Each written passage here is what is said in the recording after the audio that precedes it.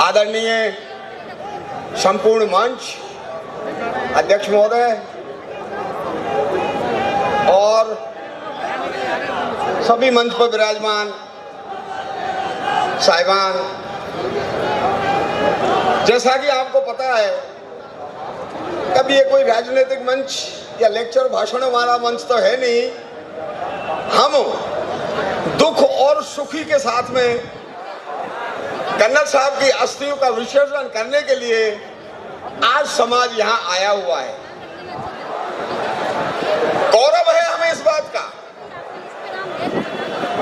गौरव है हमें इस बात का कि आज तकरीबन मेरी उम्र 72 साल हो गई है। इन 72 सालों में मैंने ऐसा अस्थि कलश विसर्जन नहीं देखा।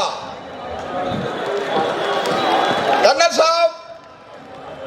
साहब का जो दाह संस्कार था, गुजरो, आप विश्वास कीजिए इस बात का, मुड़िया गांव में जो रिकॉर्ड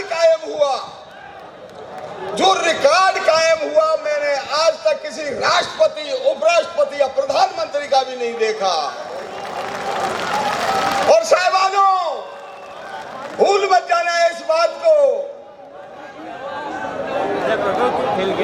भूल मत जाना इस बात को कि हमारे लिए कर्नल वेश लेके आगे, मैं यहां तक कह सकता हूं कि हमारा तो वो गोद था। अगली चीज,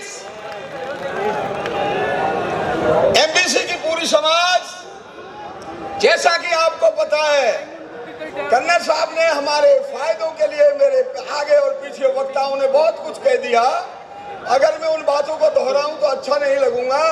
इतना ही कहूंगा कि इस चीज को मेंटेन रखना है। जब तक आप इस पद्धति को मेंटेन नहीं रखोगे, शिक्षा है,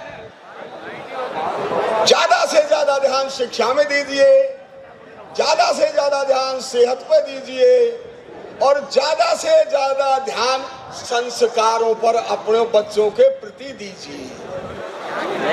साहिबानों, ये तो आपको विदित है कि कर्नल साहब की जो जीवन है उसमें सबसे ज्यादा नजदीक और टच रहा हुआ मैं हूं। आर्मी में जब थे, जब भी मैं उनके साथ टच था, आर्मी में उन्होंने सेवा देने के बाद एक उच्च पद को प्राप्त होने के बाद में आए और आने के बाद में जो के तो 1996 पहले आगे थे।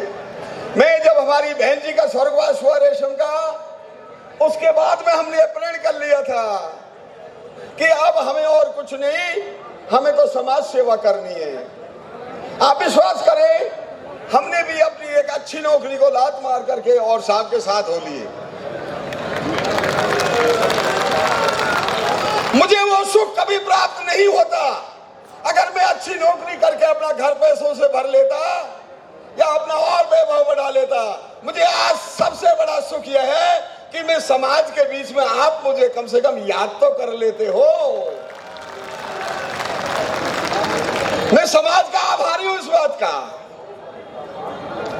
और आभारी रहूंगा ताए जिंदगी। क्योंकि बगड़ावो तो ये जो हमने संघर्ष किए 2005 से तो शुरू कर दिए थे, इनकी तैयारी हमने 1999 में कर ली थी और धीरे धीरे संघर्ष आगे आते बढ़ते चले गए। हमें किसी ने कुछ दिया, किसी ने कब, मतलब हमने यानी कर्नल साहब ने जब जब हुंकार भरी, आपकी विपत्ति आपत्तियों का कुछ न कुछ समाधान हुआ। ना हम किसी चीज से डरे। Thank you. हम किसी चीज से नहीं डरे, ना याद डर रहे। हम पे अमानता का नोटिस, 302 के केसेस, 307 के केसेस।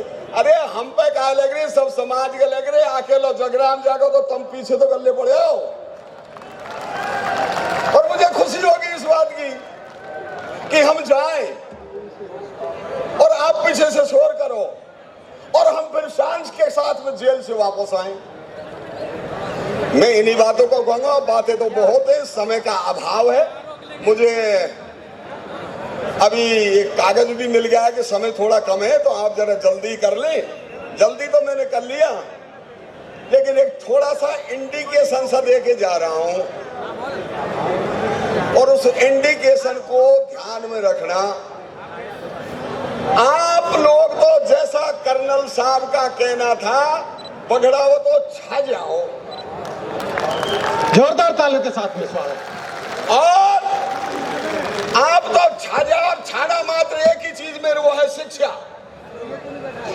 माँ बहनों से मैं अनुरोध करूंगा कि कम कमा लो, कम खा लो, कम पैर लो, जल्दी जगो, और नहीं जानती कुछ पढ़ना लिखना तो अपने बच्चे को जगा करके बोलो किताब लेके बैठ जा, इतनी बहुत है। धन्यवाद आपका। बहुत बहुत धन्यवाद।